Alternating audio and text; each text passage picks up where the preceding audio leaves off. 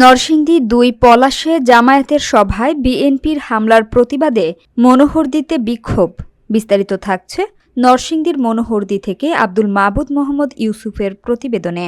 নরসিংদী ২ আসনের মেহেরপাড়া ইউনিয়নের জামায়াতে ইসলামী আয়োজিত নির্বাচনী সভায় বিএনপির তাঁতিদল নেতা বখতিয়ারের নেতৃত্বে হামলার প্রতিবাদে বৃহস্পতিবার মনোহরদীতে বিক্ষোভ মিছিল অনুষ্ঠিত হয়।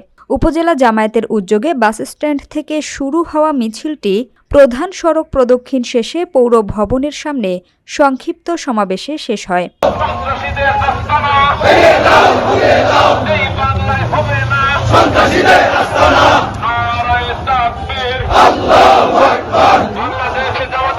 সমাবেশে নেতারা হামলার নিন্দা জানিয়ে দায়ীদের দ্রুত বিচারের দাবি করেন।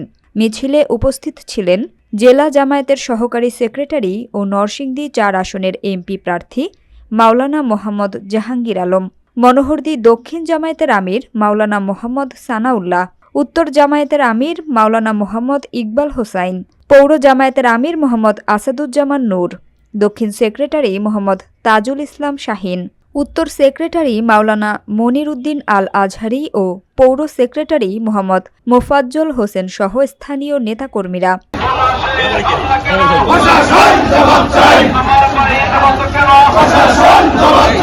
উল্লেখ্য, বুধবার মেহেরপাড়ার শেখেরচর এলাকায় জামায়াতের সভা শেষে বিএনপির কর্মীরা হামলা চালায় বলে অভিযোগ পাওয়া যায়। এতে অন্তত ৩০ জন আহত হন। বাংলাদেশের মানুষ নিরপেক্ষ নির্বাচনের দিকে তাকিয়ে আছে। ঠিক সেই সময় একটি গোষ্ঠী দেখছে তাদের পায়ের তলা থেকে তাদের কর্মকাণ্ডের জন্য মাটি আস্তে আস্তে সরে যাচ্ছে। এজন্য তারা একের পর এক অপকর্ম করে যাচ্ছে, সন্ত্রাসী কর্মকাণ্ড করে যাচ্ছে। আপনারা দেখেছেন গত কয়েকদিন আগে পাবনার ঈশ্বরদীর জনপ্রিয় জননেতা আবু তালেব মণ্ডলের বাড়ি বহরে আক্রমণ করেছে আগ্নেয়াস্ত্র সহ দেশীয় ধারালো অস্ত্র সহ। তারা চেয়েছিল আমাদের জেলা আমিরকে শহীদ করে দিতে। আল্লাহর ইচ্ছায় তিনি বেঁচে গেছেন। বহু মানুষ আহত হয়েছে। 50টার বেশি মোটর সাইকেল তারা লুটপাট করেছে। এর রেস না কাটতেই গতকালকে নরসিংদীর ২ আসন পলাশের মেহেরপাড়া ইউনিয়নে জামাতের ক্যান্ডিডেটের পূর্ব নির্ধারিত একটি সমাবেশ ছিল। সেই সমাবেশের কথা এলাকাবাসী জানতো, প্রশাসন জানতো, সাংবাদিক মহল জানতো, রাজনৈতিক মহল জানতো।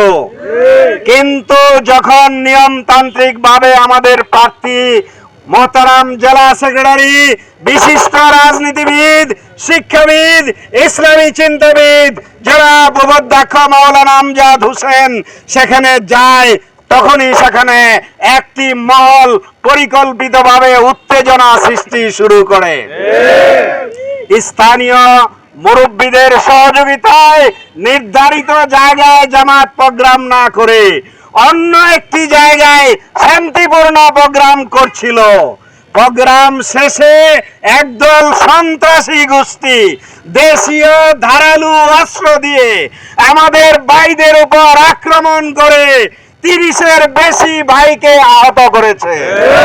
তারা আজকে ঢাকার বিভিন্ন হাসপাতালে, নরসিংদীর বিভিন্ন হাসপাতালে বেডে বিছানায় কাতরাচ্ছে।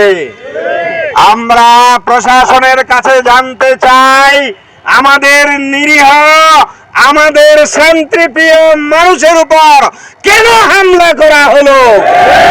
এদেশে কি আবার ৫ই আগস্টের আগে একটা গোষ্ঠী নিয়ে যেতে চায়? আপনারা কি করেন? আপনারা কি দল কেনা হয়ে গেছেন? আপনারা কি দলের কাছে বিক্রি হয়ে গেছেন? আমরা এর তীব্র প্রতিবাদ জানাই, নিন্দা জানাই, প্রশাসনকে দাবি জানাই অনতি বিলম্বে প্রত্যেকটা অপরাধীকে ধরে ধরে আইনের আওতায় এনে উপযুক্ত দৃষ্টান্তমূলক শাস্তির ব্যবস্থা করুন। অন্যথায় এই শান্তিপ্রিয় এই নিরীহ জনগণ যদি একবার খেপে যায়, আপনারা তাদেরকে সামাল দিতে পারবেন না।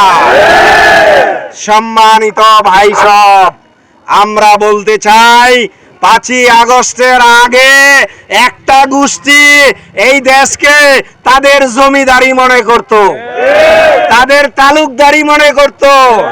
এখন আরেকটা গোষ্ঠী মনে করে এটা তাদের তালুকদারি, তাদের জমিদারি। এখানে আর কেউ কথা বলতে পারবে না, আর কেউ মিটিং করতে পারবে না, আর কেউ নির্বাচন করতে পারবে না। এই ধরনের হুমকি ধমকি সারা দেশেই দিয়ে যাচ্ছে।